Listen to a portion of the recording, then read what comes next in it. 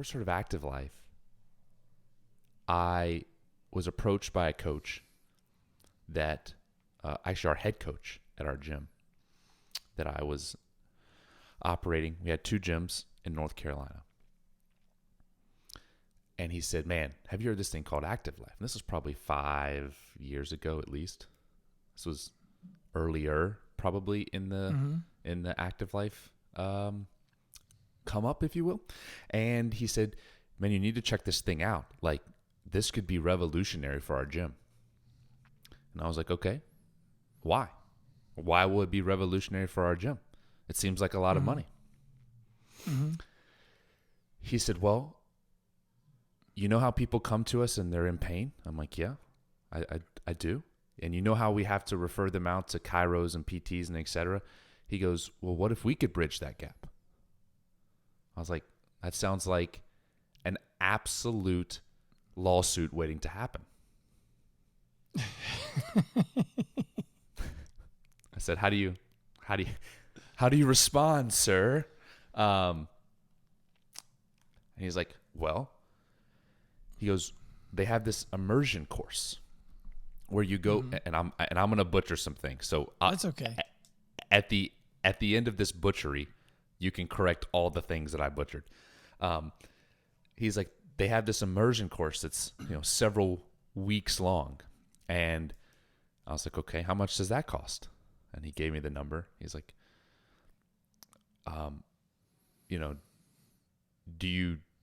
would you be interested in pitching in or whatever, I was like, well, what would we get out of this? Well, we would help people get out of pain without having, in the right cases, refer them to these PTs and chiros, and we could create the courses and have the knowledge to do it here.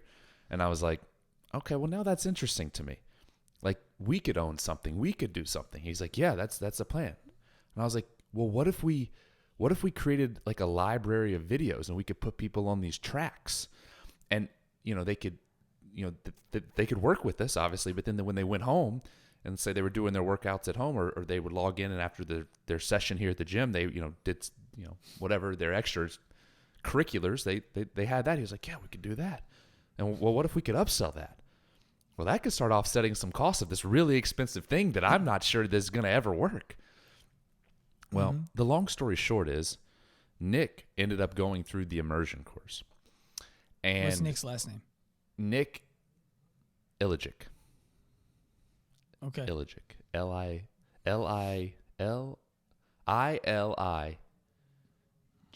The thing is he listens to this podcast, so if I butcher this, he's gonna text me, and be like, "You a-hole, you asshole." No, I'm just kidding. Nick's a great guy. Nick came back, and I say came back he went into the layer or the cave of Active Life and came back. But after he got done with that, and through the process of going through this course, I saw in him something that was very interesting. I saw a tremendous amount of confidence, a confidence that, not that he didn't have necessarily, but that was shown in a different light. What I saw was a guy that wasn't afraid to tell people no. What I saw was a guy that wasn't afraid to go out and get the right people and say yes. And I was sold on this Active Life thing. I didn't go through the immersion course, but I was sold on this Active Life thing. And our deal was he would have to come back and give me weekly updates on what he was learning. That was our deal. I was like, if you're going to do this, I want to make sure this is this is money spent towards the right thing. So our deal was we're going to meet once a week, or however we did it, and you're going to tell me what you're learning, and you're going to tell me how we can apply this so that it makes sense for us and it makes sense for our community so that we can help more people. Deal. Mm-hmm. And so he went through this.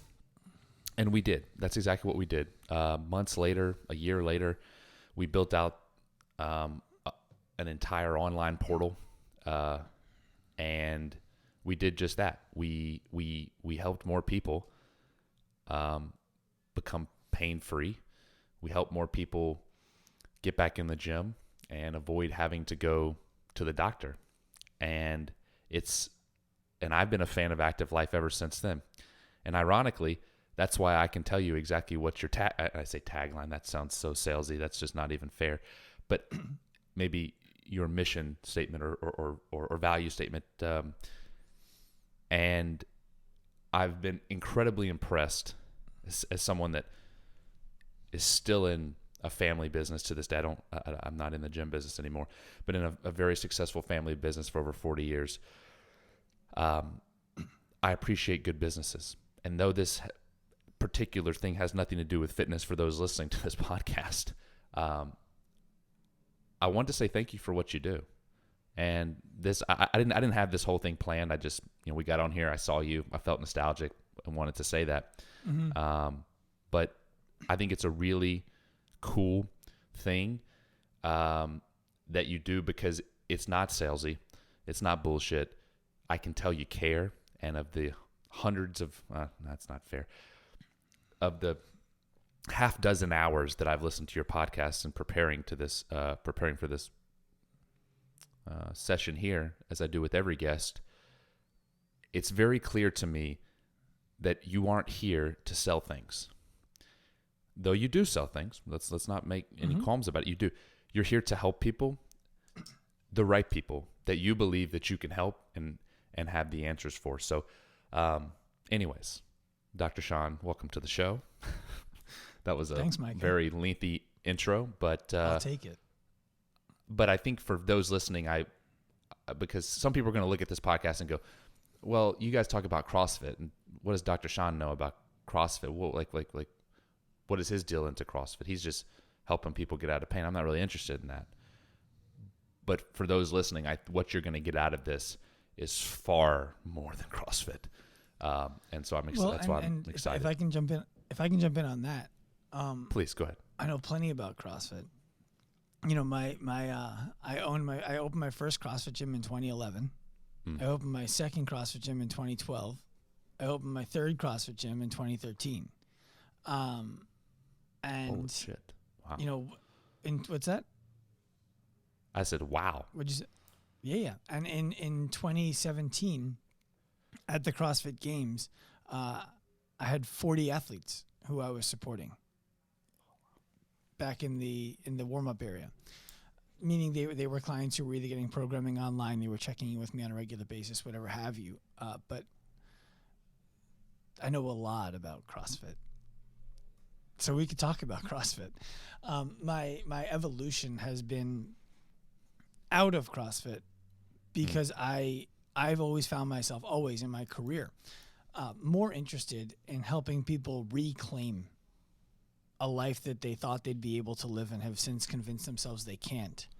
And when I was running CrossFit gyms, the truth is those kinds of people don't get helped by CrossFit gyms. People who get helped by CrossFit gyms are the people who are already somewhat healthy. Look, I'm not suggesting you can't lose weight in a CrossFit gym or get healthy in a CrossFit gym. You can. Most of the people who are successful in CrossFit gyms are either already fairly healthy when they show up and they want to be fit, or they've lost themselves along the way, but they used to be an athlete. And coming back to a CrossFit gym is like, this is high school practice all over again, and they're down for it.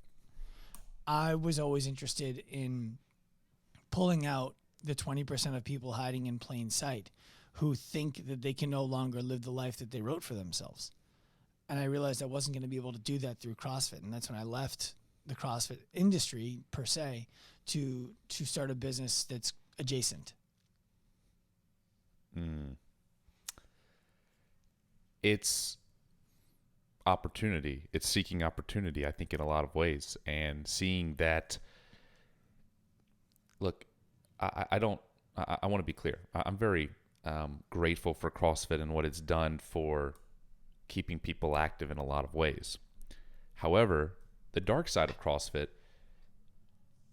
is, if you ask your local PT or chiro,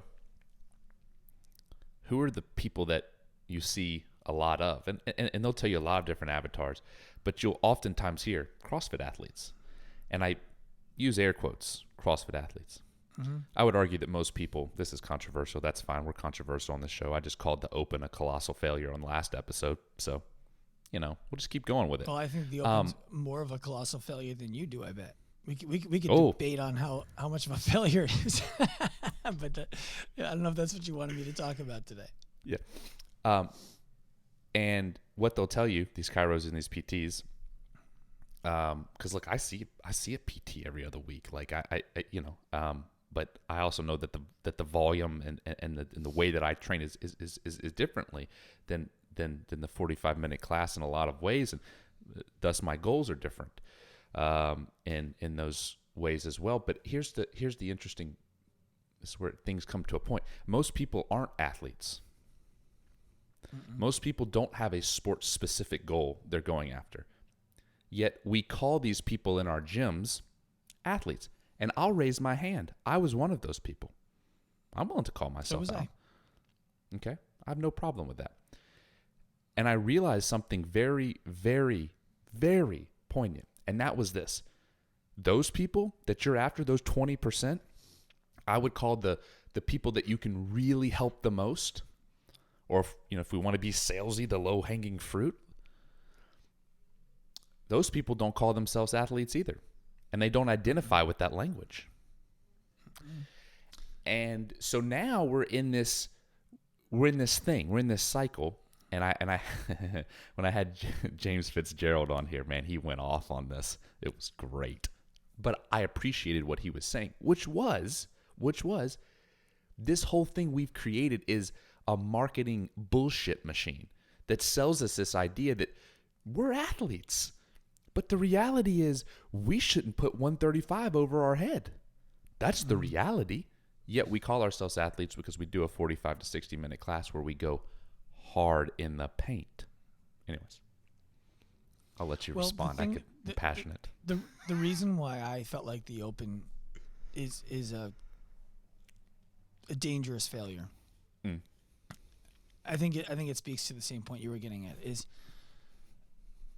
gyms already struggle to tell their members what they do. And so what they end up doing is telling people, we can help everybody, whether you want to be a CrossFit Games athlete or you just want to get off the couch, we're for you. And the truth is, I mean, I don't know how much you know about my background, but I got started with brute strength. This is like putting an old sweatshirt back on. It's so exciting. And the way that a true athlete who goes to the CrossFit Games trains, you have to be so good to not make it. You can't help somebody. You can't help somebody in a group class get to the CrossFit Games anymore. It's not 2011. It's a different world. You're not getting to the CrossFit Games taking group class. In fact, I would argue that the people who make it to the CrossFit Games, they use CrossFit in their training. It's not the only kind of training that they do. And so now to suggest, like, the CrossFit Games is a test. It's not a test of it's not supposed to be a test of who's the best at CrossFit. It's supposed to be a test of who's the most fit, which means just like in MMA, you can't just have one discipline. And so these people who compete at the games at this high level, they're doing so much other stuff, and they're so disciplined, and they're so dedicated to being great. And they understand that they're not doing it in pursuit of health. They're doing it in pursuit of sport. So now what happens is we have the people who joined the gym who have no interest in sport. They join the gym because they believe this is where I can go to get healthy. And for most of the year, seemingly, the gym prioritizes that. And then now for 3 weeks a year, it's like, hey, all that stuff we said about longevity, yeah, fuck that. Throw yourself against the wall for these 3 weeks. We're just going to see who can survive.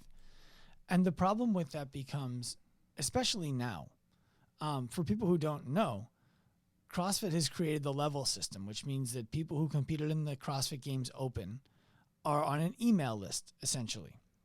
And by the way, I think it's amazing. I think it's a great idea for the people who want to compete, for the gyms who want to cater to competitive people. But if I have a gym and one of my members who doesn't usually compete but wants to fit in with the cool crowd decides to do the Open because that's when 60, 70 people are going to be at the gym at the same time, and I don't want to miss out on that opportunity. So she comes or he comes and they compete. It's against their values a little bit, but they're like, I don't know, maybe I can stretch myself and learn something and experience something new. But now CrossFit's going to send them emails all year to compete in this competition too. And they're going to come to the gym owner and they're going to say, should I do this? And when the gym owner says no, they're going to say, but CrossFit says that I should. Aren't we a CrossFit gym? Yes. Well, then who do I listen to? And that conversation might not ever break down exactly like that, but trust me, that's the conversation going on in their heads. And so the reason why I believe the Open is a failure is because it confuses the affiliate owner, which confuses the coach, which confuses the person who's supposed to be walking through the door. That's a problem. What I would love to see CrossFit do is be honest with their consumer and say, we are the sport of fitness. If you own a CrossFit gym, it's because you are excited about helping people get better at the sport of fitness. And then when people show up to the gym and they say, hey, I'm 50 pounds overweight, I have knee pain, and I want to be able to dance at my daughter's wedding in 8 months. Can you help me? The gym should say, no. This is where you come for the sport of fitness. We don't do that here because it's not happening consistently, dependably, reliably, that person walking into that gym can get that result. And the Open causes that kind of conflict.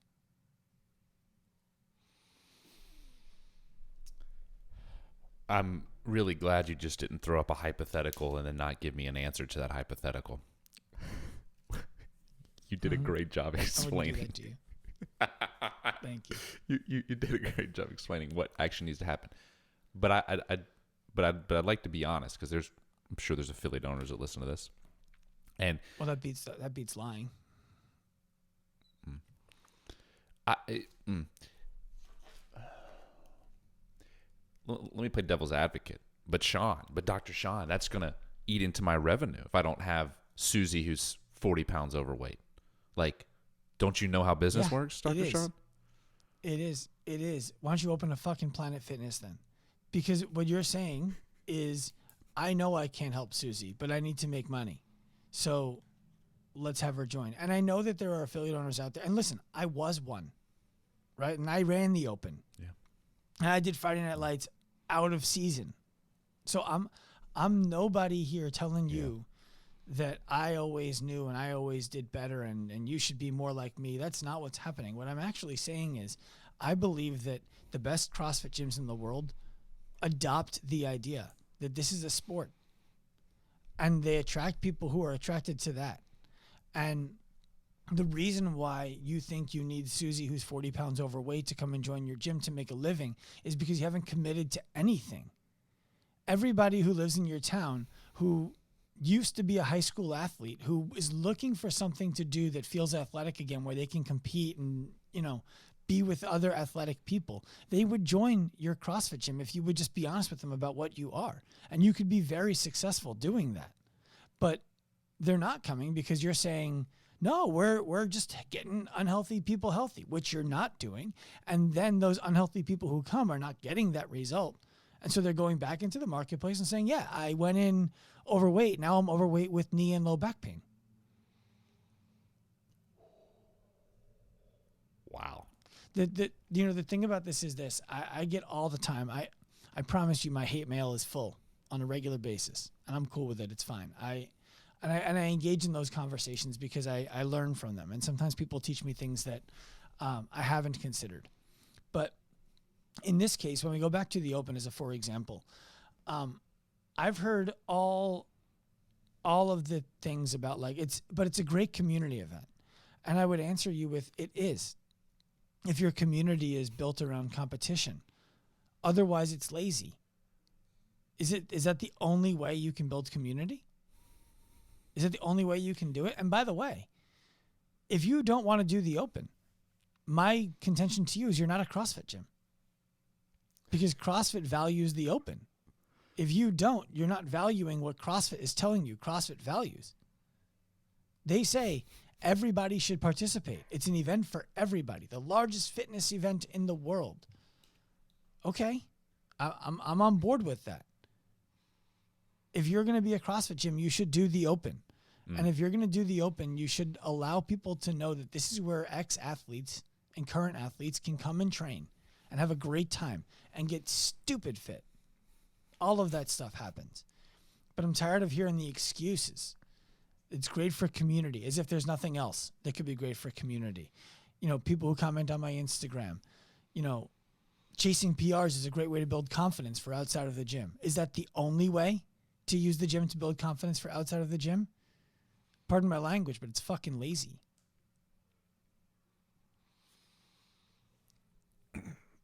When I first... This is so great. I love it. Look, we keep it controversial on here. That's one of the reasons I think this podcast has done so well in its resurgence. And I don't mean controversial in a bad way, like it's some, I don't know, some like quest to be controversial. I think I want to be real with people. I want to give them honest opinions. And that's why I called the Open a colossal failure. We have different reasons for that, which I think is okay. But I explained that on the last podcast. And when I first, back to your hate mail, one of the things that sent a red flag up for me when I first saw you, and not a red flag in a bad way. People think red flag mean bad. Like this was like a more of a boop. You have my attention, Dr. Sean. You said a coach should make a minimum of $50,000 a year. I'm actually looking at the post right now. Mm-hmm. And I'll link that in the show notes for people so they can go follow you and see that particular post. We paid our coaches anywhere from 50 to 55 base was what we paid them. And they had opportunities for bonuses as well, right?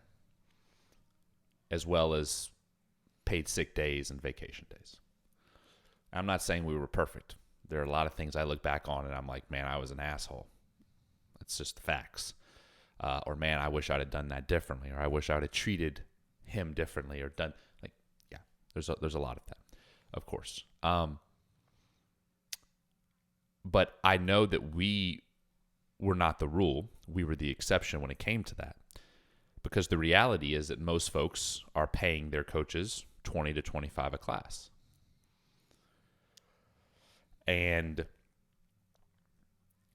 I still have gym owner friends to this day, as I know you do. Good friends. Good humans, too. Like, good fucking people, okay? Would do anything for you. But they'll just straight up tell you, hey, dude, if I pay my people that, I don't have a business. I don't have a roof over my head. Just being straight up. And that's not hyperbole. That's legit. So on the other side of that, like some of this, we'll call it the hate mail, right? Going back to that statement, like some of it I can see. And not that I'm saying that they're right for shitting on you over an email. I think anybody that does that, like, you probably need to examine your life. But look, I'm just being fucking honest. Like, look, let me just real quick story. There was someone that commented on our podcast page yesterday on iTunes and gave it a 1 star. It's our first 1-star review, by the way. So if you're listening to this, plug, go give me a fucking 5-star review, please. Thank you. Anyways, this troll came on here, was like, the host mic is unlistenable. And anyways, I'm not going to talk about his grammar, how he put an apostrophe anyway, but it is what it is.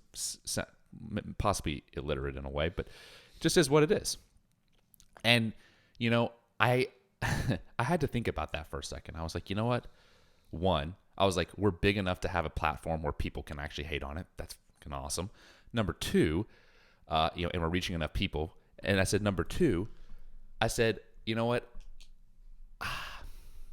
If this person is really that sad of a human that they're going to take it, let's see, it takes probably 20 seconds to make an account on iTunes, another 30 to 60 seconds to post that. If they're going to take 90 seconds out of their day that they'll never get back in their life to post on our page that the host's mic is unlistenable, then you know what? That's cool.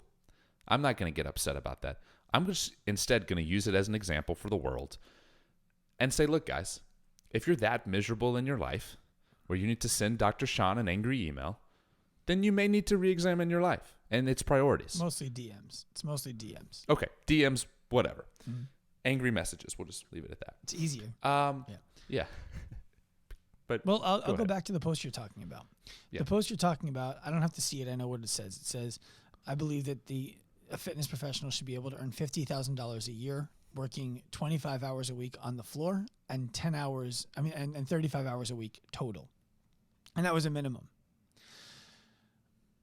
The reason that I get disgruntled people reaching out to me in regards to that is because they don't read the caption.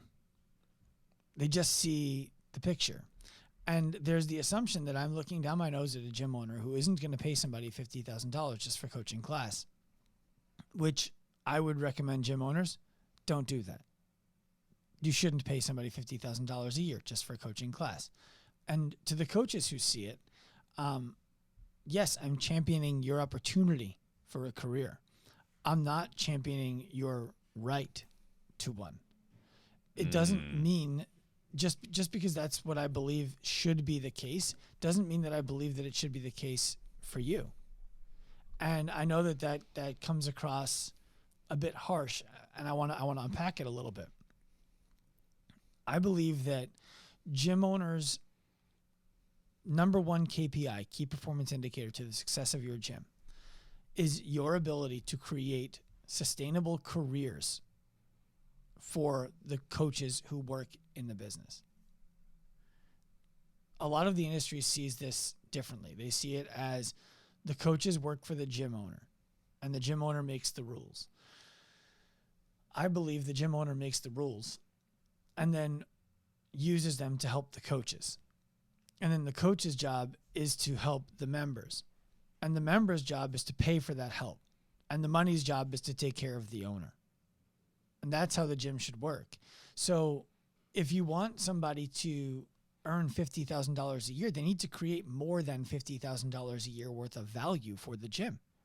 How does somebody in the gym create more than $50,000 a year for the gym? I'll tell you, it's not going to be part-time. It's not going to be in between your hours as a police officer, firefighter, or whatever have you, other job. And part-time you will never beat full-time you at anything. Now, the next part of this is if medical school only promise that they could make to doctors was when you graduate, you're going to make $19 an hour, which, by the way, is the average pay for a fitness professional in the United States. They'd be out of business. Nobody would be a doctor. Everybody who's in this industry, here's the thing. I don't know if you listen. You said you listened to some podcasts. I don't know if you listened to the one I recently did about caring. I have not listened to that. You'd like it. You'd like it. So here's the thing. Okay. For whatever reason, the fitness industry has a different standard than every other industry in the world for professionalism. The barrier to entry to the fitness industry is a weekend seminar at best, or an online certification that you took a test. I mean, NASM right now, which is the National Association of Sports Medicine, literally will give you CEUs for taking a course that helps you become an Instagram influencer.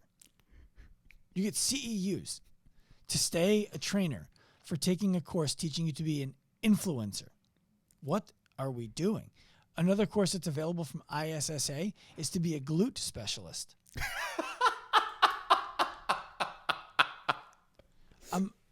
I wish I was kidding about these things. And this is where CrossFit gets it right, by the way. They don't have bullshit courses like that. But that makes them better than the rest, which isn't necessarily where you want to be when that's the category. The standard of excellence in fitness, you listen to anybody talk about it. What's the standard of excellence? You just have to care. You have to care about people. And if you care about people, you're a great coach. No, not true. Not true at all. That is, going back to my phrase from earlier, that is lazy.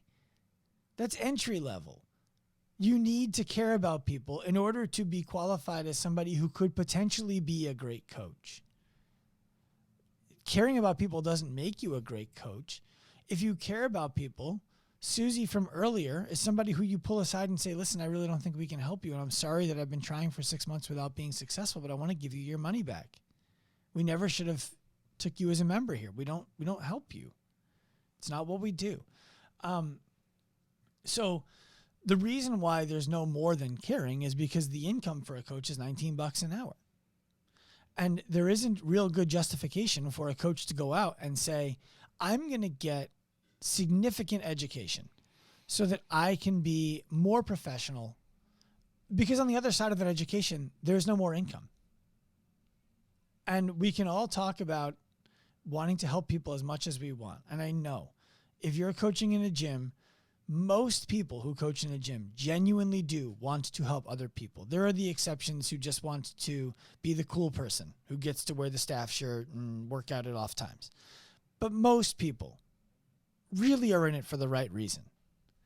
And unfortunately, right now, the way our industry is, there are many firefighters, police officers, teachers, photographers who are out coaching, full-time coaches in the same gym because they care more.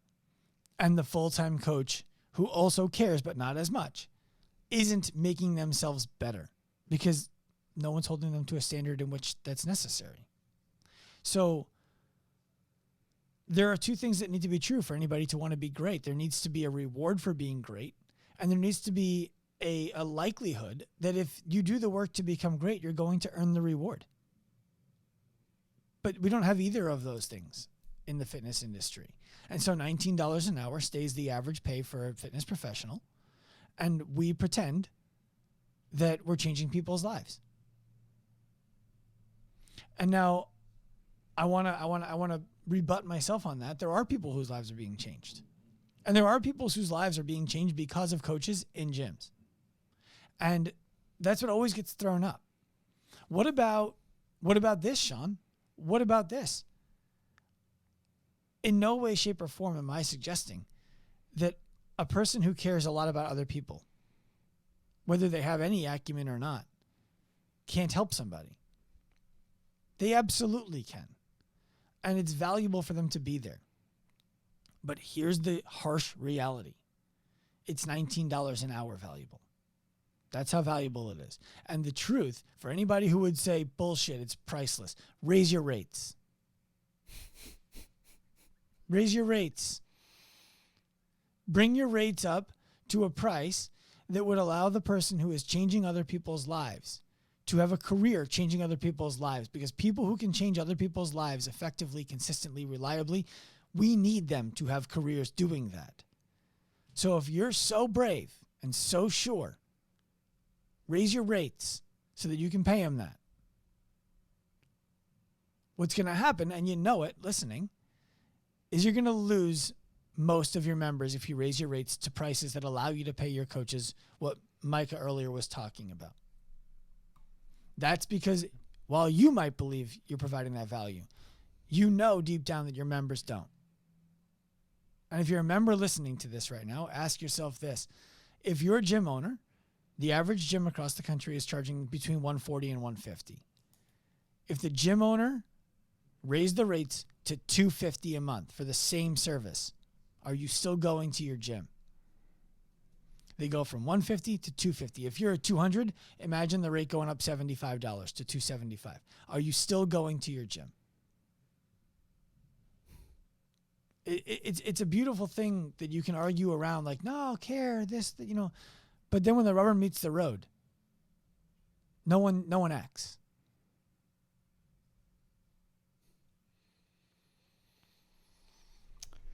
You know, there's this idea that, and I want to flesh it out with you, that salespeople, salesmen and women, are the most vulnerable. Here's why. What do you mean the most vulnerable? Yeah. So here's why. When, Dr. Sean, I sell you something, a service, we're talking services. Let's be clear. We're not talking widgets, talking services. When I sell you something, Dr. Sean, you come to the gym, hey, I really want to lose, 20 pounds, And what would be really cool is I had this goal in high school to be, and I know it sounds funny, but it would be really cool that if I could get like 10 pull-ups in a row, like 10 strict pull-ups. I had this goal, like you probably remember the high school pull-up test. I know it sounds corny to you, but like that would be really cool for me. But the big goal for me is I want to lose those 20 pounds because I just had a kid, and like I'm seeing this kid grow up, and I want to be there for it, right? I want to be able to play. Like I want to have my energy back. Is what's important to me. Okay, I got you. I sell you that thing. I sell you the thing that's going to help you lose the 20 pounds. Okay, whatever it is, whatever prescription it is. The reason I'm the most vulnerable because I know in the back of my head, do I truly believe, that keyword believe, that I can help you get there? Here's why that's so important. If I sell you something that I know I cannot deliver on, it hurts me. Why does it hurt me? It hurts me because the mental knots that happen when I sell you something and it's borderline unethical because I know I can't help you get there, but I'm selling it to you because I need the money, because a bigger need than me feeling good about myself and ethical is I need the money. I have to make rent, but I wrap it in this bow and in this Tootsie Roll wrapper but I'm helping people. One of the biggest things that I talked about with my coaches was, would you bring your mom in here? Would you bring your grandma in here? Do you believe we would help your grandma live a healthier, happier life? Not more pull-ups, not more ring rows, not more thrusters, but a better, happier life. The pursuit of happiness. I'm not 65 years old, but I have parents that are, and I know what they talk about now. Mm-hmm. And it's not fucking pull-ups and thrusters. It's I work out because I don't want to fucking die brittle bones. I don't want to fall down the stairs. I don't want to have a hip replacement. It's the pursuit of happiness. It's maximizing the time I have left. Go ahead. Mm-hmm. You could interject that. But I have one more thing to add. Well, edit. I was just taking a deep breath. Edit. Okay. So, the reason salesmen and women are most vulnerable is because they are selling you or Susie or whomever the thing, the service that is going, the promise that is going to ultimately deliver or not deliver. And I'm not here to debate, well, you said it was going to take 6 months and it took 9. I'm not here to debate that. I'm merely saying that if you say something, if you promise something, your promises are only as potent as your belief in them, right? Because ultimately, if you promise someone and you know you have a history of going back on your promises or not delivering, your promises become less potent. And this isn't just in sales. This is, I believe, in life. I say I'm going to work out at 7 a.m. My promises become less potent every time I don't act upon that thing. I'm going to start that diet tomorrow, and tomorrow becomes next week and next month and next year. My promises to myself, my word, which is really all we have as human beings, is going to become less potent. And I think that is so vital for any gym owner, any sales man or woman that is listening to this, is do you truly believe? Would you bring, this is the litmus test I gave to my coaches, would you bring your grandma up in this joint and not be coached by you, be coached by the AM coach, or if you coach AM, the PM coach, and you're not here to supervise. If you can't pass that litmus test, you don't fucking believe in the product, and don't fucking tell me you do, because you're bullshitting me, you're bullshitting yourself. And I would tell my coaches just like that. And that was our litmus test. I'm sorry. Yeah, go ahead, Dr. Sean. There's there are layers to that. The first thing is, would you bring your mom here, your grandma here? Compared to what? You know, so here's the thing that happens. Yeah, it's better than them staying at home and doing nothing. Well, yeah, okay. Well, now let's look at all the other options in town. Like, would you have them come here instead of going for a walk every day? Mm-hmm. Would you have them come here instead of going to the YMCA? Would you have them come here instead of ordering Beachbody online? Would you have them come here instead of working with a personal trainer once every 2 weeks who gives them things to do in between? Mm-hmm. But like, it becomes a bigger thing. And, you know, like I have this argument with people all the time when they're like, fitness should be covered by health insurance. I'm like, no, it shouldn't. It shouldn't. Fitness is essential. Your gym isn't, right? Like, yes, the answer that people, like, if you could put fitness in a pill, it would be the best-selling pill of all time. The answer to that is obviously yes. It's incredible. Everyone should be a part of it. The problem that's not being addressed there is that fitness compared to nothing is a pill. Your gym compared to someone going to a track in town hasn't been proven to consistently be any better. That's why insurance companies won't pay for it. Mm-hmm. That's the unfortunate reality. Mm-hmm. There isn't consistency across any brand Mm-hmm. that shows that they are doing a better job than the track. Mm-hmm. So insurance companies haven't paid for it yet. Right. Now, to go further, when you talk about tonality in sales and, you know, the tone of your voice and you're believing in your promise, I trademarked the term ethical sales. Literally went to the United States Trademark Association and trademarked ethical sales, because the first rule of sales that we have at Active Life, and I appreciate earlier you saying that you can tell when I'm here to sell something. The first rule is only sell to people in the market for what you have, and always sell to people in the market for what you have. There is no second rule. And what that means is we spend most of our time in any sales conversation making sure that the person we're talking to is in the market for what we have. I got a guy who sent me a DM the other day where he was asking for help with sales. Not a client. I believe he was an international coach. And he was like, you know, I strike out on so many sales conversations, but my referral conversations, they buy all the time. Why is that? I said, are you trying to sell everybody you're talking to, or are you trying to find out if the people you're talking to should buy? He's like, I'm trying to sell everybody. I said, well, that's your problem. Most people shouldn't buy. And now when you find yourself in the seat of trying to sell something, whether it's an idea or a service, doesn't matter. If you try to sell your ideas or service to everybody, including people who are not interested in them, you're going to face a lot of resistance in which you're going to be like, nobody wants to do this. It can't work. When the reality is you should have just been saying, that's not someone I should sell to, over and over and over again. And when you decide that it is someone you should sell to, you keep going until they understand why they should do it. And the tonality, the interesting thing about tonality is we teach a sales course for coaches and gym owners. It's 13 weeks long, and then it permeates everything else that we do, because I believe that telling somebody to bring their hands closer together on the barbell is a sale. I believe that telling somebody to get closer to the bar before they pick it up is a sale. You are selling somebody on the idea, right? Well, so here's the thing. I talk to coaches all the time about this, and they're like, I'm terrible at sales. I'm like, are you?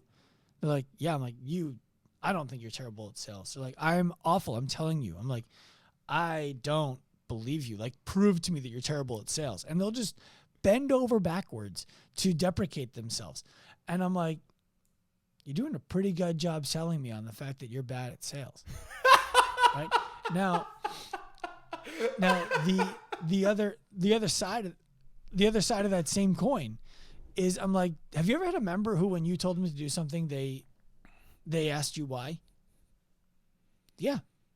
Like, that's someone who needed you to sell them on doing it. The person who didn't think that they could do that exercise that you got them to do, that they afterwards hugged you and wrote a testimonial on the website. I didn't think I could jump on that 20-inch box, but Coach John made me do it today, and he stood right next to me and held my hand while I did it to make sure I would be safe, and I jumped up on that box, and my entire life is different now because I have so much more confidence. Thank you to Coach John. Coach John, you sold that person the idea that they could jump on that box and it would be a good idea to do it. What you have, Coach John, whoever you are out there, you don't have a sales problem. You're a great salesperson. You have a bad relationship with money. That's a different thing. You run into the issue of, I don't want to sell this person because I can't imagine paying for this. That's not the same thing as being bad at sales. So there's two things I want to go to that are going to come back to the beginning of what you said. Number one is tonality. In our sales courses, in our ongoing sales education, we teach tonality for like 10 minutes. The reason why we teach tonality for 10 minutes, where books on sales have chapter after chapter after chapter on tonality, is because the reason that good tone works is it expresses intention and belief. If you need to manufacture tone, you're full of shit. It's that simple. Tone is proper when you believe what you're saying. So if we need to teach you how to sound interested, we have a problem. We have a problem. You shouldn't be selling something that you're not interested in. Then, a big reason why I believe a lot of coaches, especially in the CrossFit space, and I want to be clear to those of you out there listening to this, I have the same conversation with yoga instructors when I assist on 100-hour courses, 200-hour courses. I've said this to Pilates instructors. I've said this to Zumba instructors. It's not industry specific. It's not brand specific. It's brand agnostic. When a brand also has a methodology and you fail to recognize the work that you did with the client in front of you and the work that they did with you, and instead you give all of the credit to that brand. Someone does a great job in the gym with you. They have tremendous results. They've been working with you one-on-one, and you hashtag CrossFit at CrossFit. Like, this is CrossFit's doing. What happens is you make yourself unimportant. And now when somebody comes and you're looking at someone in the gym and you're like, Nicole hasn't improved on that thing in 6 months, and I know it's so important to her. You're not going to go talk to her because you're not that important. CrossFit should be able to do it for her. Any coach in the gym should be able to do it for her. Have you ever heard the diffusion of responsibility theory? I have, but I'd like you to explain it to the folks listening. When you're learning CPR, when you're getting certified for CPR, the first thing that you learn is to point at somebody and say, you, call 911. Yep. The reason why you say you, call 911, and not somebody, call 911, is because everybody thinks somebody will call 911 if you say somebody, call 911. Yep. Somebody in this example is CrossFit. Somebody helped this woman get better at this thing that she's been struggling with for 6 months, even though she comes to this CrossFit gym 5 days a week and does everything we tell her to do in class. She's still not able to do it. Well, just keep coming. Eventually it will happen. Well, would it happen faster if you intervened? If you helped that person one-on-one? Yes, of course it would. Now let's get back to, how does a coach make $50,000? Ask that person if doing that thing is important to them. Ask them if they would like help with it. And when they tell you yes, understand that tapping Nicole's butt after class to help her get a muscle up is not going to have her get muscle ups. It's going to have her get a muscle up. She's going to jump down and celebrate because she finally did it on her own. She's going to credit you. She's going to hug you.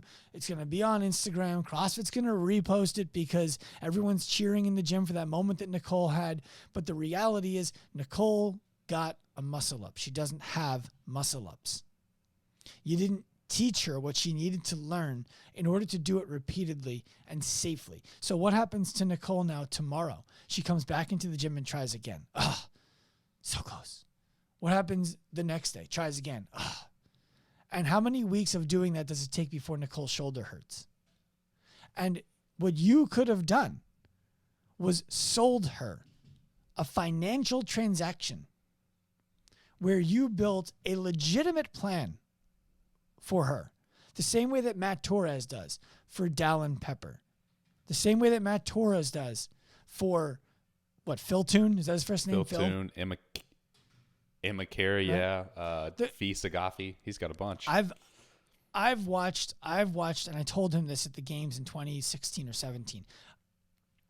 He's the best game day coach I've seen in all of CrossFit. And you can't be, and by the way, I've seen all of them.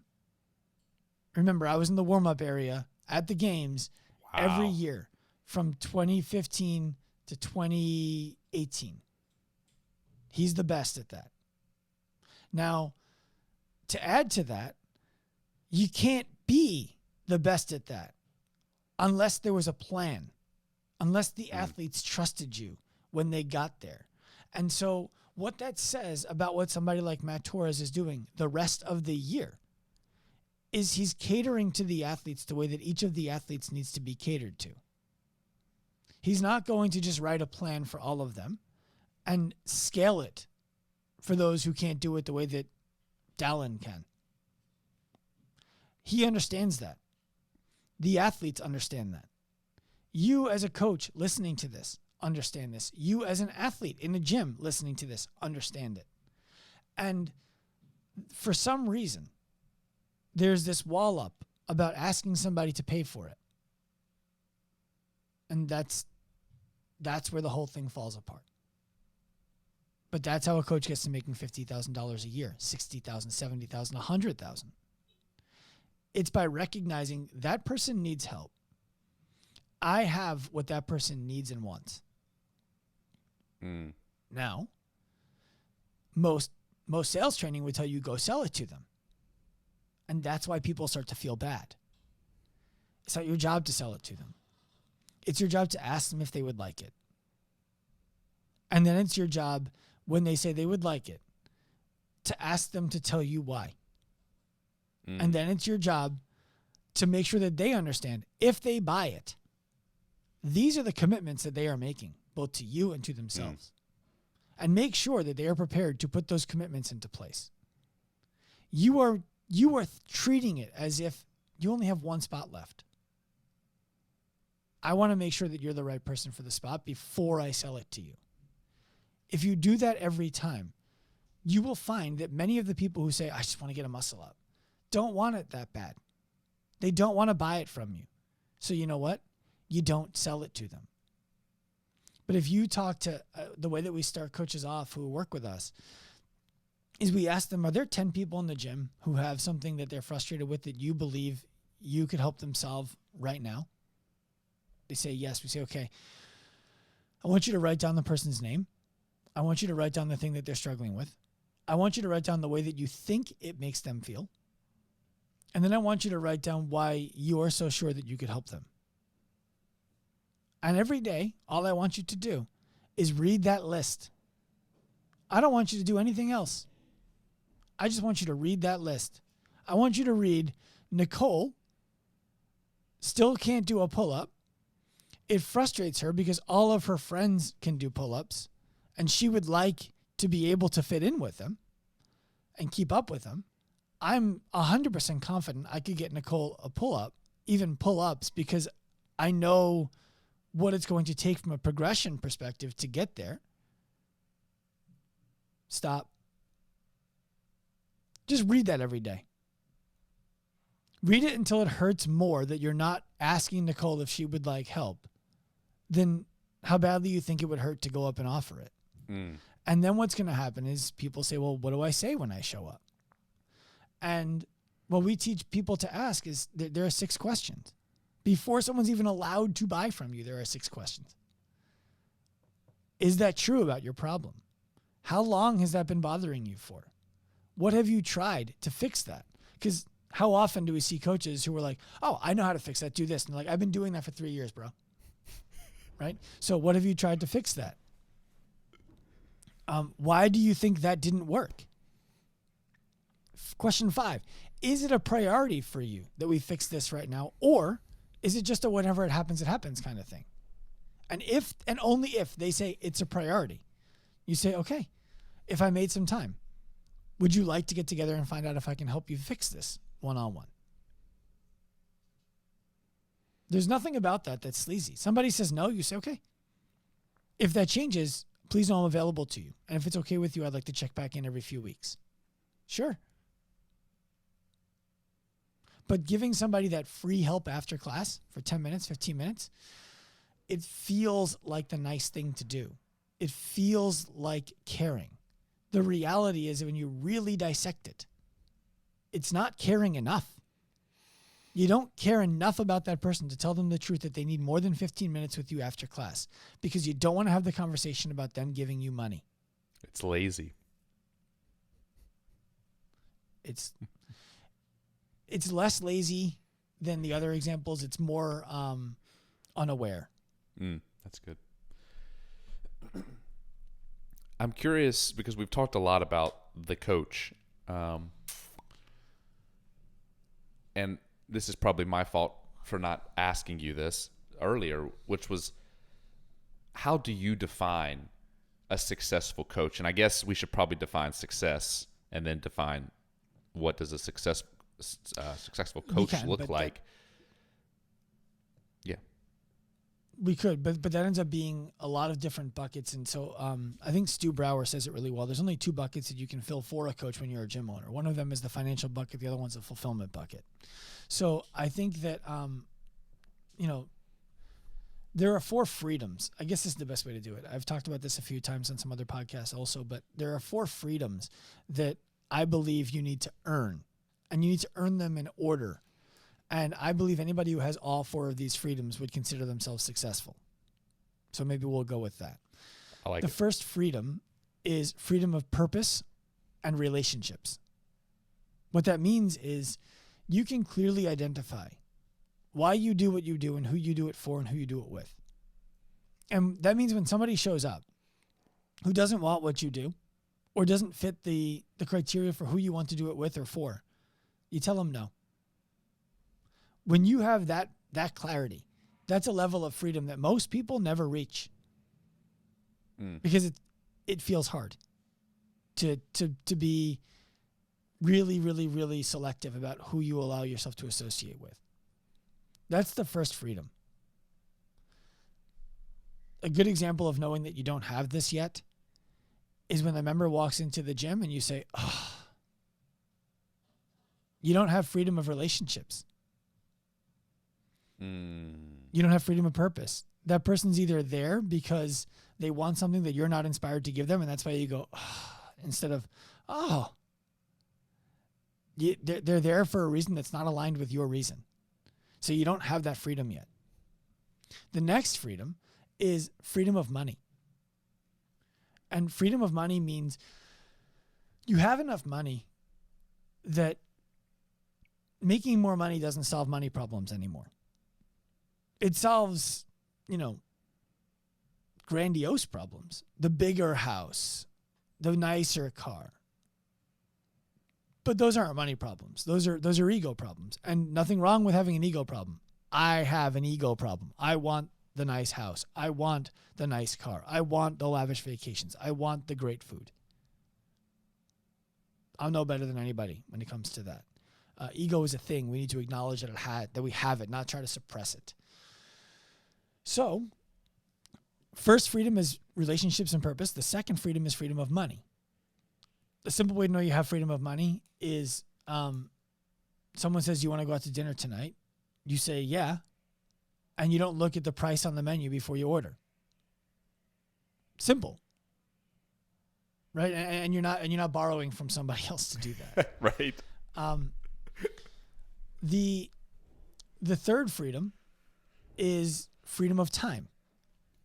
And too many people believe that having freedom of money affords them freedom of time when it doesn't. So I'll give you an example of why it doesn't. If you are one phone call away from being back at the 5:30 a.m. class, you do not have freedom of time. If you can't go on vacation for a month and not do any of your business, you don't have freedom of time. Wow. Freedom of time means you literally do what you want with your time. It doesn't mean you have more time than you had before. That's more freedom than you used to have, but it's not freedom. Then the fourth freedom is freedom of contribution. And freedom of contribution is your ability to use the money, use the purpose, use the time that you've earned to fully contribute to something in a way that inspires you. Not half-ass contribute. Now, when I say that, this is the one that's the most controversial for people, and I'll explain why it doesn't need to be. Well, I donate to charity. Are you saying I'm a bad person because I donate to charity? No, that's not what I'm saying at all. What I'm saying is if you donate to charity, let's say $10 a month, and the $10 a month that you donate to charity could be going towards something that affords you to be more financially free. That same money or the time that you spend to earn it so that you can give it away, compounded in your own personal account, bank account, mental account, time account, whatever account, will afford you, most likely, to give that charity more money in one day than you've given it in the 10 years leading up to the one day that made you feel good while you were giving them $10 a month. Right? Nothing wrong with giving money to charity. There is something wrong when we give money to charity and we don't even realize it. When you charge members less money than you need to charge members to run a successful business because you feel bad about what they won't be able to afford, so says you. What's happening is you are seeking freedom of contribution before you've earned any of the other freedoms. You're contributing by subsidizing people's membership to your gym. Because you can't afford to do that, what you need to do in order to subsidize it is lessen the quality of the service by having part-time coaches who can't dedicate themselves to helping people, who won't walk up to Nicole and ask her if she needs help with those muscle-ups and wants to pay for it. And you get stuck not raising your rates because now what happens is you became a community. You're a community of people who share your values, including contributing before you can afford to. And now, when you go to raise your rates on those people because you realize that you've contributed everything that you have and you have nothing left for yourself, you're afraid everybody will leave. And it's an unfortunate cycle that people find themselves in, and it's a harsh thing when you hear it for the first time. And this is the kind of stuff that I get the nasty messages about. You're all about the money, Sean. You're all about... Fine. Right. I was talking to my mentor yesterday, and we were sharing an example of this, and he said he had a coach leave his gym to go open a gym down the road. And the coach got support from another coach in his gym who came out to work out. You know, she was like, I'm going to come work out at the gym and show you some support. And the coach said, you know, he's all about the money over there, right? And the one who was still working for him never felt that way. And her response was, yeah, I guess he is. Because he just cut me a check for $10,000 for doing good work. And it was this obvious moment of like, well, you can contribute what you have, but you can't contribute what you don't. And so I think I would love for everybody who owns a gym, everybody who coaches in a gym, and everybody who attends these gyms to understand that when you open a gym, the most virtuous thing that you can do for your members is treat it like a business. The most virtuous thing you can do for your coaches is treat it like a business.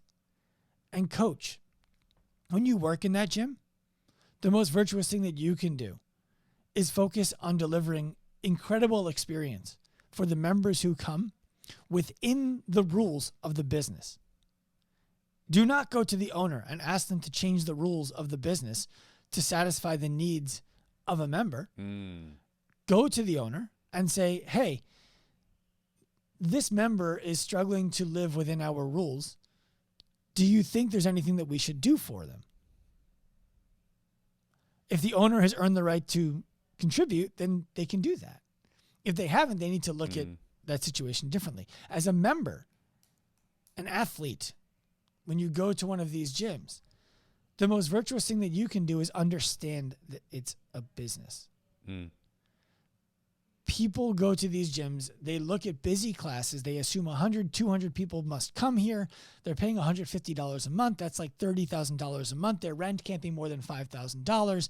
They only pay these coaches like 25 hours a class, $25 a class. They must be loaded. No. The average gym owner is taking home less than $2,000 a month. 2. Now, I'll pose this differently.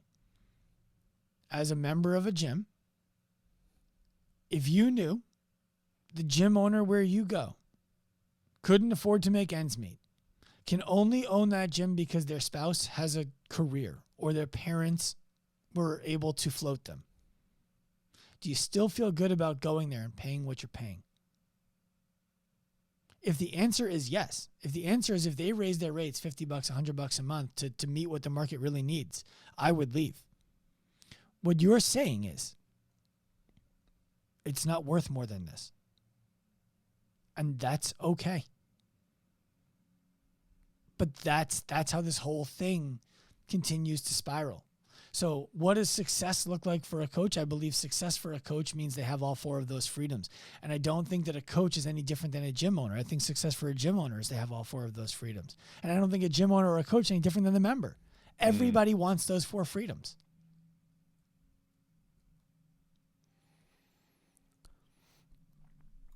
You know, I'll add one thing to this. Yeah.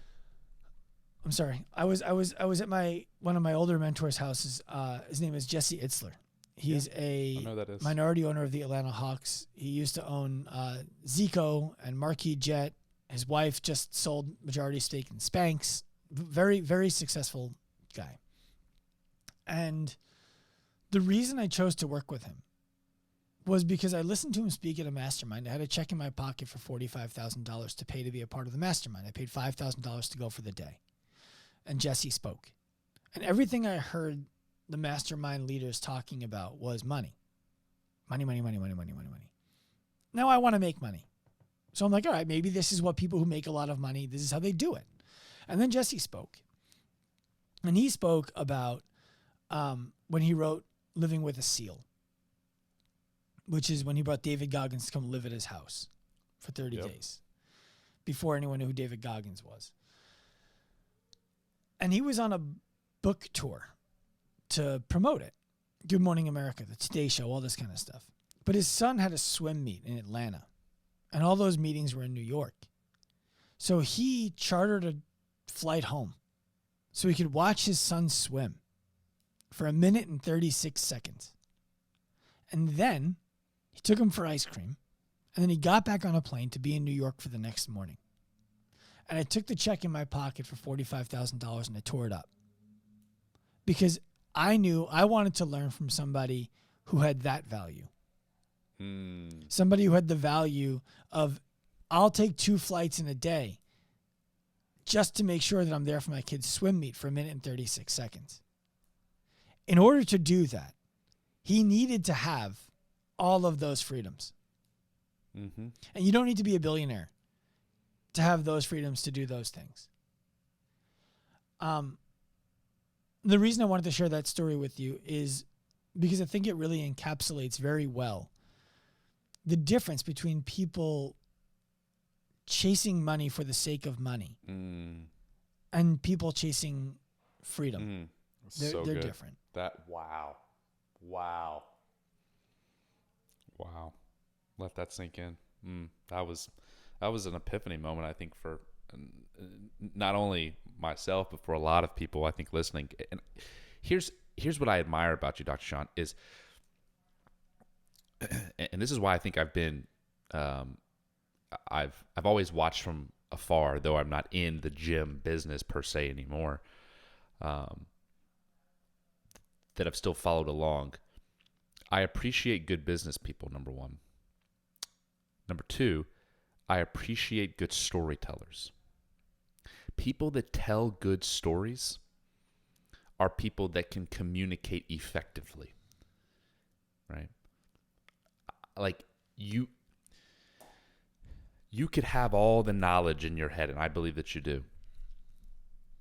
Yet, well, just let me butter you up for a second, please. Right? You could have all the knowledge in your head, but not know how to effectively communicate that knowledge to where people would be, here's the key word, willing to act, willing to make a decision, willing to be decisive, willing to, in the word itself, to cut off from the rest and to move forward. That is a skill.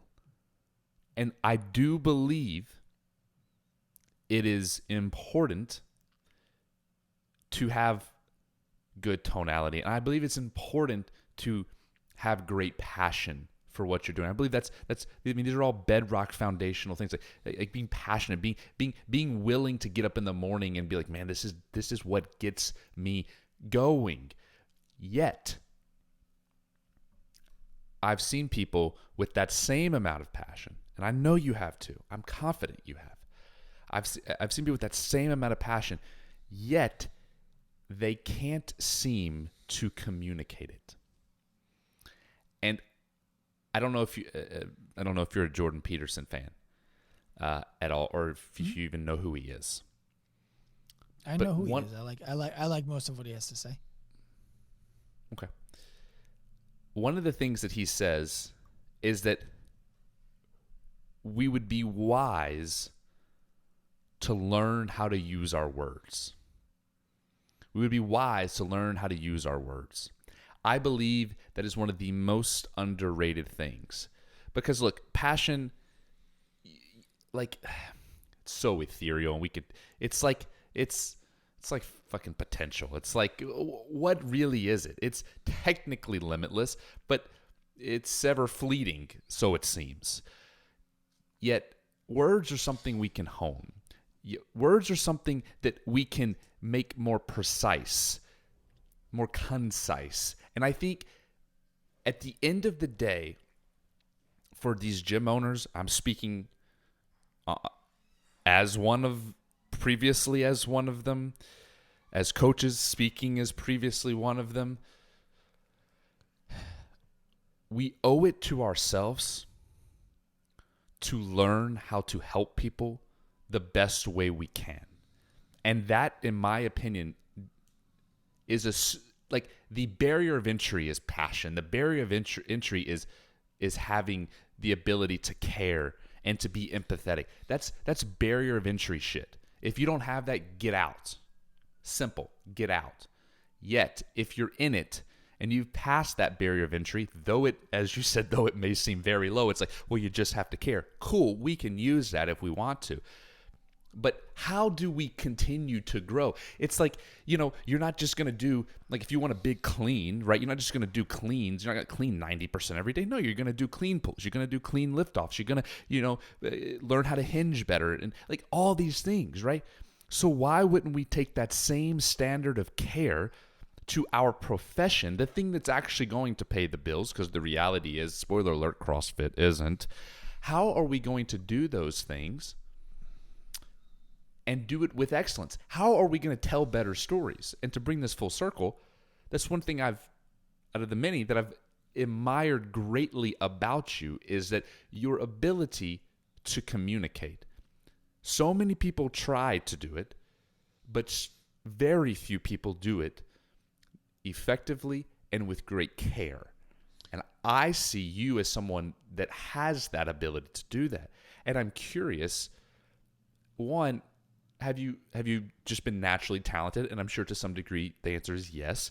But then what would the advice be for those trying to hone how to communicate more effectively? Because I come from the idea that it's not caring more. At some point, it's skill, and you have to know how to do it. So I'm curious your thoughts on that. So the first thing I will say is, and I'll get to your question in a moment. You mentioned the word potential and how it's similar than what did you say potential was similar to? Passion. It's like it's passion. Yes. It's like this. Yes. It's like a feeling. Yeah. It's ethereal. It's this thing out there. Yeah. The worst thing in the world to be is somebody who had potential. That's frankly one of my biggest fears. I know what my potential is. And I know that I haven't lived up to it. And one of my biggest fears is not. So the same is true for passion. Right? Like, oh, he was passionate. Didn't get anything done, but he was passionate. So I'll answer your question specifically. I was always a little bit more communicative than other people. It was something that I was naturally fairly good at. That said, it is also something that I have worked extremely hard on. I've hired mentors. I've paid over 6 figures in mentorship just to become a better communicator. And for people listening to this, it's important that I wanted to be honest with you instead of creating some nonsense narrative that gives you all the inspiration that if I can do it, anybody can do it. I was naturally inclined at this.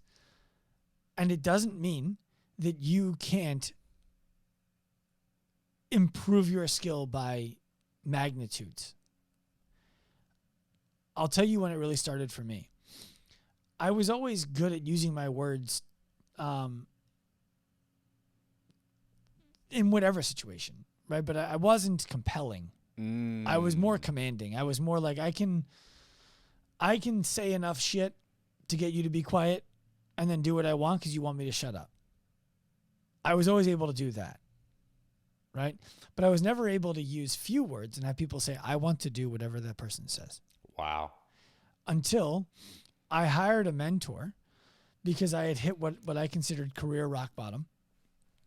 And the first thing he told me is, if you want to get better in business, you need to become a better person.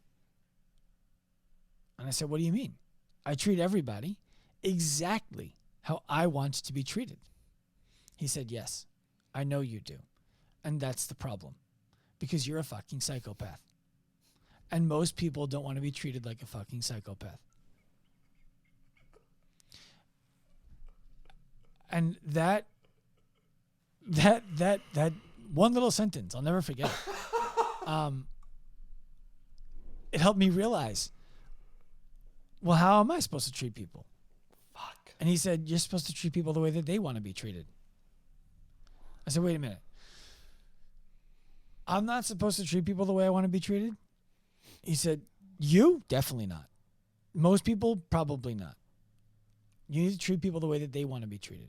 I said, well, how do I know how they want to be treated? And he's like, that's the whole game, Sean. Finding out. And so, you know, I've done a lot of writing. I've done a lot of speaking. I used to do as many podcasts as I can. Now I'm more selective about it. But I wanted to do the podcast, listen to it like an athlete would watch game film and say, you sounded too harsh there. Change that. Here's a better way to say it. I whiteboard out my thoughts. I send photos to people of the whiteboard, ask them what they think about it. I put things on my Instagram story, my Instagram post, and I ask people to agree or disagree with me, and I have legitimate discourse with people where I respect them for disagreeing with me. I know you do. Though, what's that? I said, yeah, I've seen it, and it's remarkable. Well, those are the things you do that.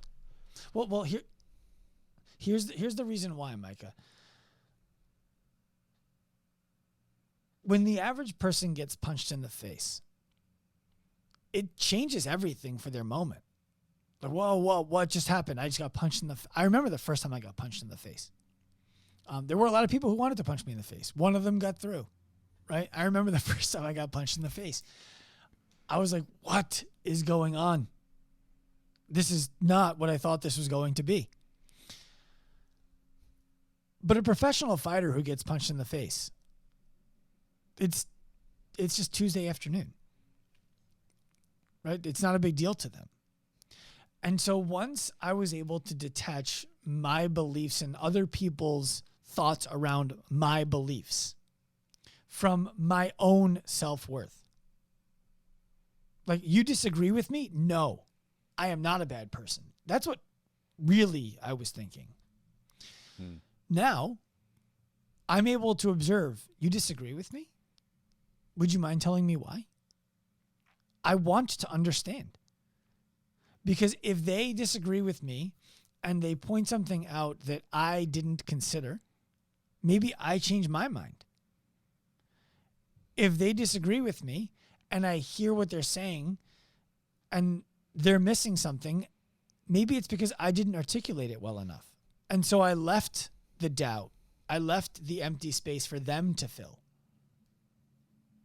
Maybe they disagree with me and they articulate their position very well, and I disagree with them. Amazing.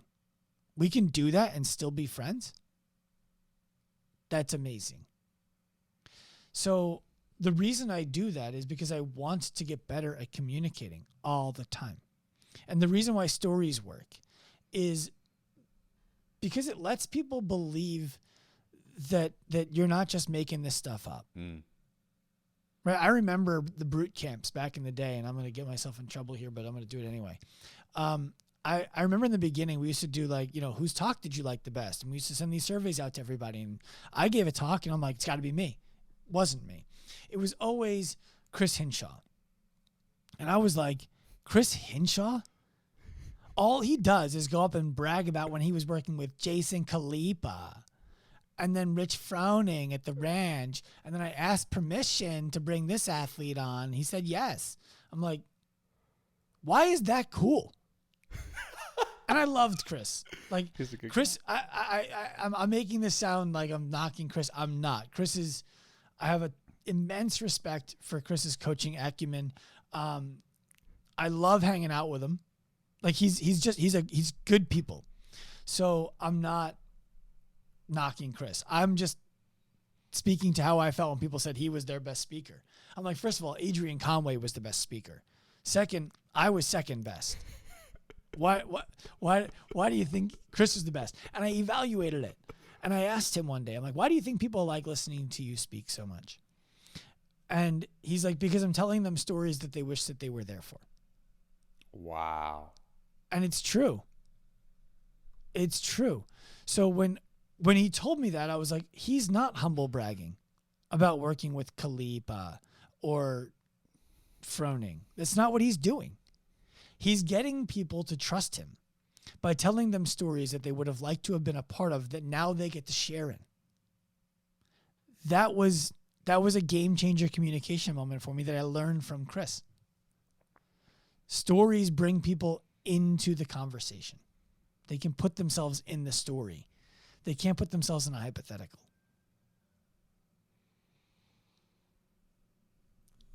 What you just dropped for people in the last, 4 or 5 minutes is worth, if people were to act on it, is worth hundreds of thousands of dollars. Seriously. Like, there's no hyperbole. I've been in rooms with these people. That's what it's worth. Like, the fair market price, that's what you just dropped. And I felt the need to say that because you said it with such authority and as if it just is, that people may discount it to a degree. And I hope folks listening, and I've got a page full of notes. I hope people listening, and this is no like, oh, I think this podcast is great. No, this is serious. Like, I really hope you'll rewind the last 4 or 5 minutes and actually listen to it again and say, what can I do in light of this? Because that question, no bullshit hyperbole, may just change your life. I hope so. Very well could. Look, I had so many notes. I didn't get to any of them. I'll just be very frank with you. And that tells me that this was a good conversation. When I don't use my notes, it's a good conversation. I told a story and then we started this conversation. I genuinely hope we can rapid fire if you want to shoot them over. Yeah. So I would, and then my request would be one day in the future to do round 2, so I could actually get to some of my notes. Because wow, sure, this was something. One of the questions I had written down, and I've heard stories from Rob. Rob Muse is who we're talking about for those listening. He's the COO of Brute, all around good dude. How did you get involved in Brute? And I'm kind of interested in that, but this is what I'm really interested in, is why. Because assuming that you had a successful, semi-successful, whatever you want to call it, career going, like, you didn't need Brute. So why? Right.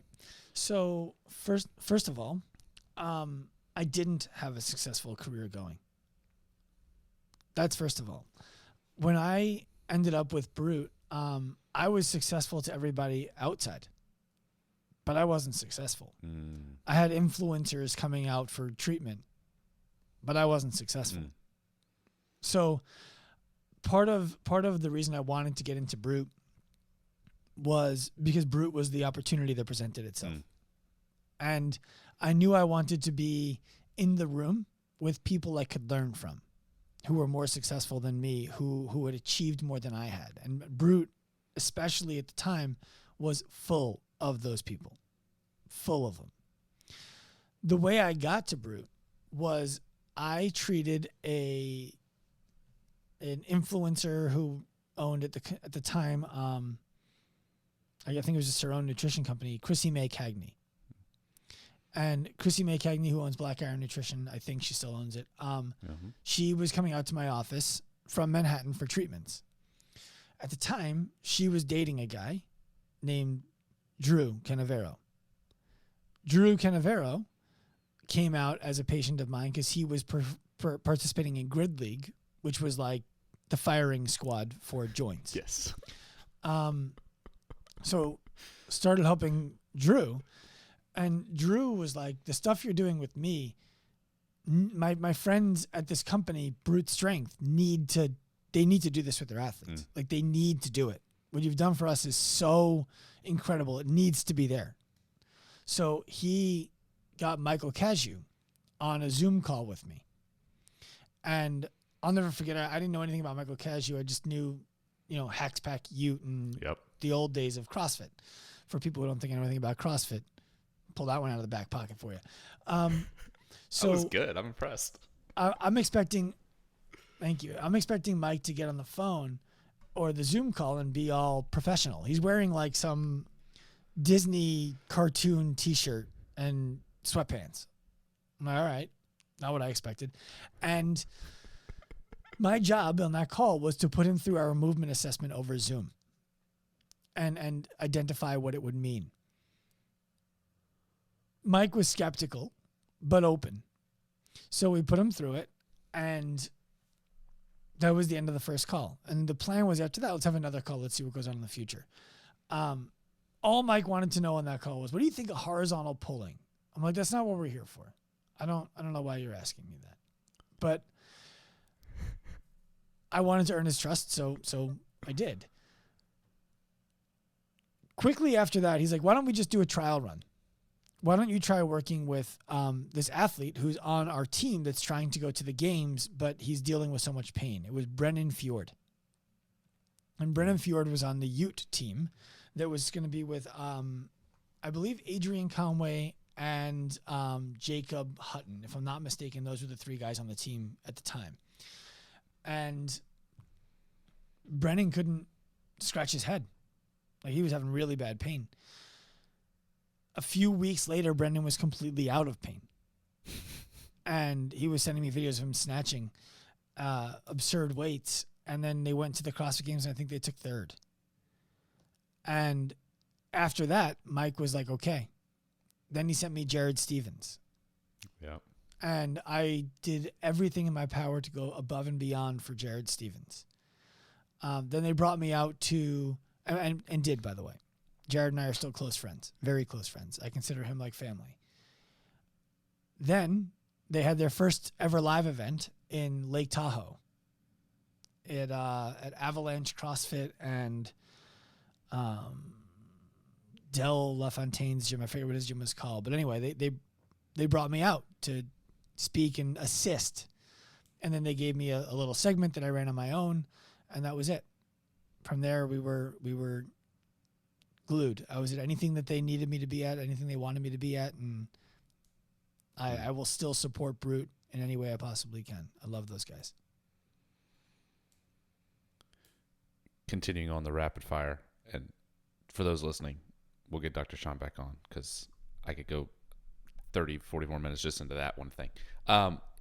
Given we've laid a lot of context for gym owners, where is the place gym owners need to start? I mean, we've laid a lot of context, so I feel okay asking you, just giving me one thing because of the last hour and a half. Purpose. Are you doing what you set out to do? If you are, how can you double down and do it even better? If you're not, stop. Pivot. Do something different. Yes, you're going to lose a lot of your members when you do something different. When we start working with gyms at Active Life, we effectively, without having to actually close their gym and open a new one. The average membership of a member coming into the gym is like $150 when they get to us. By the time that we're done putting the system in place, it's $500 a month. And it's a different client. The coaches need to have different skill sets. Many of your members are that client. They just don't know how to tell you that they're that client, so you don't lose everybody when you do it. But that's what I would say. Start with purpose. By doing what I set out to do. Is what I'm doing what I want to be doing? If the answer is no, stop hard.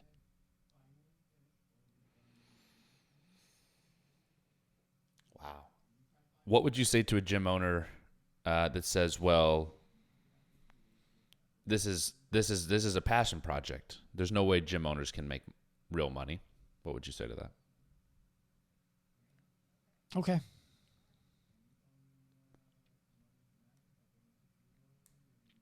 I'm not in the business of convincing people.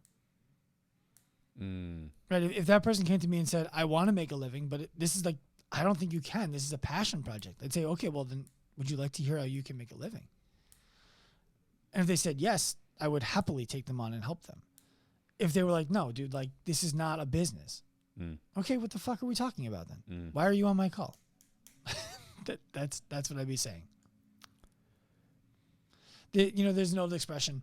The people who are saying it cannot be done should be careful to interrupt those who are doing it.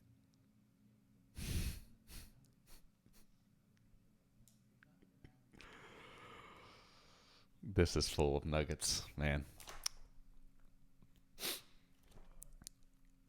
A few more questions. As you look back over your career, and God willing, you've got a very long time going, or to go, I should say.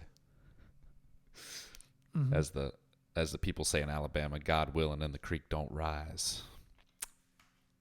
But as you look back over your career, and you see where you started, and now where you are, what's the biggest thing that stands out to you as a change in belief? Mentorship. Why? Having great mentorship. It's not even close. There isn't a close second. Where do people get started with that? Like realistically? Depends on what they want mentorship for. I mean, if you're a gym, the truth, if you're a gym owner and you're conflicted about what you're doing, whether you should be doing it, doing something else, running your gym differently, you want to help people more deeply, come talk to me. I'm only going to sell you if you should buy. Otherwise, where people should go, look for someone that you trust and and ask them if they know anybody who helped them become who they are, or ask them if they can help you. You know, you can go to a priest at your church, a rabbi at your temple. You can spend time on YouTube consuming all of the stuff that somebody you would love mentorship from but can't justify paying for has to offer. The best mentors in the world, I find, are giving it all away for free.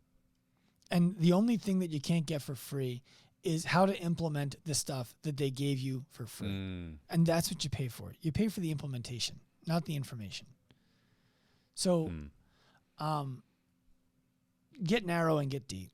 That's what I would say. I've had a mentor since 2016, and I've had the same one named Ken Andruko since 2019, May 2019. And I see us working together until he kicks it, because he's going to go before me. Where do you see the future of CrossFit in the next, we'll say, 2 decades? I haven't spent 3 seconds thinking about the future of CrossFit. Right, which is why I have no idea. Which is why I want to ask it. I'm speculating. The future of CrossFit, Of course. I see it as something that had potential.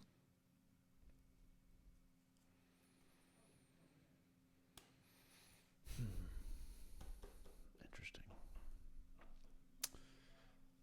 Financial potential.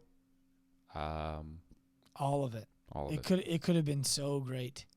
It could have been so great. And like I said earlier, that's the thing I'm most afraid of, is not achieving my potential.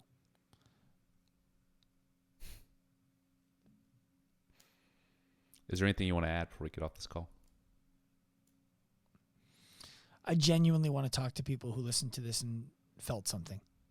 I genuinely want to get DMs from you, whether it's to tell me I'm an asshole and to talk it out, because if you're telling me I'm an asshole, you want the response. I'll take that. Or if you want to ask me questions, or if you want to give me your thoughts, I genuinely want to hear from people. I have a sickness. I answer every DM. I answer every email. If you follow me on Instagram, I send you a video thanking you for following me. That's live with me in there. Like, I really, really, really want to engage with the people who give a shit about what I have to say. So if you're one of those people, find a way to engage with me. The link will be down in the description below. You can just tap it, and it'll go right to Dr. Sean's page, as well as a link to... Is it okay if I put Active Life down there? The URL for Active Life? Put whatever you want down there. The easiest... Okay. Well, no, I didn't know. Yeah, the easiest way to find me is just on Instagram at Dr. Sean Pastuch. But you can put any and all links you want down there. Okay. Well, I'll put that one as the first one, so people don't have to be confused. It's like, is it Active Life? Is it Dr. Sean? Is it, you know how people get, and then they don't do anything. Yeah. Everything can be found through my personal stuff. All right, then I'll just do that. That makes the most sense. Okay. I want to say thank you again. I want to say thank you for your time. Thank you for your insights. And most importantly, thank you for your intentionality. It's easy just to talk, and you're good enough to just run your mouth and say words and breathe air for an hour and 39 and counting minutes. You're good enough. You are. But that's not what I got from you today. What I got from you today was an intentional conversation, some really good back and forth, and as simple and as backwoods Alabama as I can put it, you give a shit. And we need more people that give a shit. Mm-hmm. Genuinely give a shit. And I'm grateful for that. And though I don't coach in the four walls of a gym anymore, and though I don't operate a gym anymore and any of those things, this conversation was a look back, a reflection of that 5.5 years where I did. And it was a reflection in the past of all of the good coaches that I met along the way. All of the professionals, or I should say all the coaches trying to make it a profession.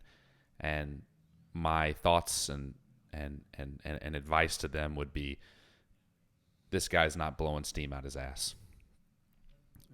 It's worth giving him a follow, and he's not paying me to say that. I'm not getting anything for I'm merely saying this because I see what it can do.